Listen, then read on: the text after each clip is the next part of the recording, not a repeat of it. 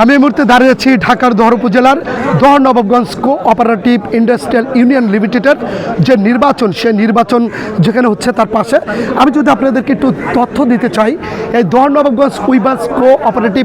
industrial union limited এই নির্বাচন ছোট্ট পরিসরে একটা নির্বাচন হলেও এর প্রাপ্তি এবং প্রত্যাশার জায়গাটা কিন্তু এখানে ভোটারদের কাছে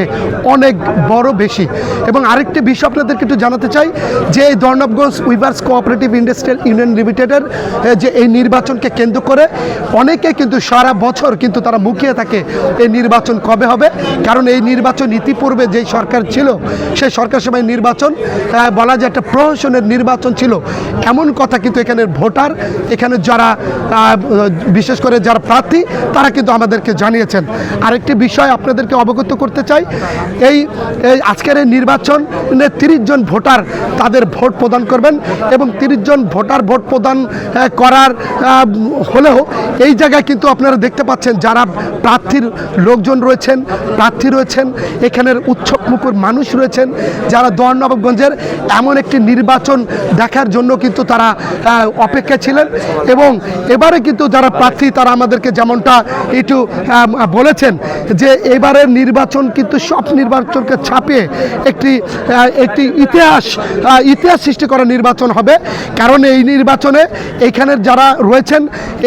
এই প্রতিষ্ঠানের অনেক সম্পদ রয়েছে, যে সম্পদ রক্ষণাবেক্ষণ থেকে শুরু করে এখানে তাঁতি সম্পদের মানুষের ভাগ্যবঞ্চিত মানুষের ভাগ্যকে ফিরিয়ে দিতে, তারা যেন ভালো থাকে, তারা যেন সুন্দর থাকে, এই প্রতিষ্ঠানের যেই সম্পদ রয়েছে সেটা যেন সঠিক রক্ষণাবেক্ষণ হয় এবং যাদের কাছে অর্পিত দায়িত্ব তারা দিবেন তারা যেন এই সম্পদকে রক্ষণাবেক্ষণ করে এই তাঁতি সম্পদের মানুষের জন্য কল্যাণকর কিছু করতে পারে এবং এই প্রতিষ্ঠান থেকে তারা যেন আগামী দিনে আরও ভালো কিছু করতে পারে,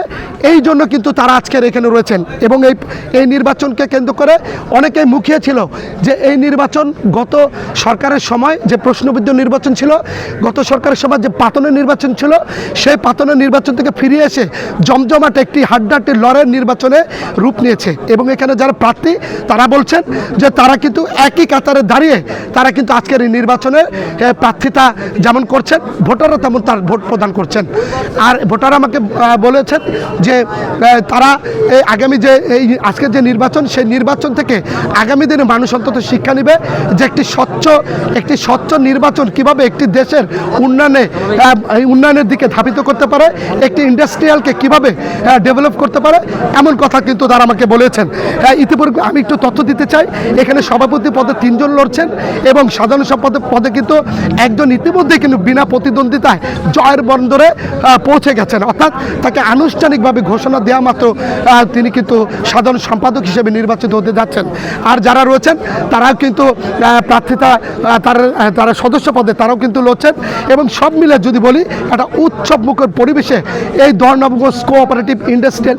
ইউনিয়ন লিমিটেডের যে নির্বাচন, সে নির্বাচন আগামী কোনো নির্বাচনকে এইখান থেকে উদ্বুদ্ধ করবে এবং ভালো একটা স্বচ্ছ নির্বাচন উপহার দেবে, এমনটা কিন্তু তারা আমাকে